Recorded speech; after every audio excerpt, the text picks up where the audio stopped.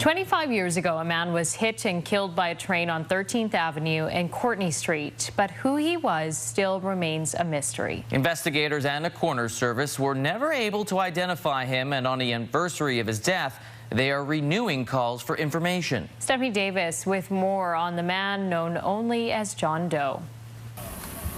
At this spot in 1995, coroner Jerry Bell was called to investigate a death on the CP rail tracks. He didn't expect to be back 25 years later, still searching for answers. I've been a coroner since 1984.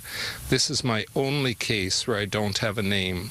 It was about 3:40 in the afternoon when a man was hit and killed by a train. It's clear from the reports and from the witness statements and the observations that he was quite deliberate in his actions. He lay down in front of an eastbound train to end his life. Bell first examined the body on scene, looking for anything that would help with identification. The man is believed to be 20 to 30 years old at the time of the incident, about 5'9" and weighing 140 to 160 pounds. His backpack was found on the scene, and in his pocket, a silver rose brooch.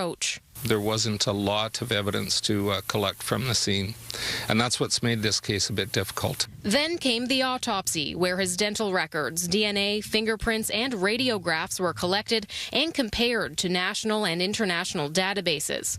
All searches came up empty, but decades later, they keep trying as technology improves. Anytime something comes in, we use whatever we have on our records to try and do a comparison, and so far there's been nothing. To this day, he's known as John Doe. His gravestone sits at Regina's Riverside Cemetery, which was purchased by a resident after hearing the case details. But to be able to put him to rest with his own name, the name his parents gave him, I think it would bring closure to all of us. Regina police still get tips on the case, and a cold case investigator still searches for new avenues to investigate. Some new bit of information that could help us solve the mystery of who this young man is. And for Bell, that closure would help in taking the next steps.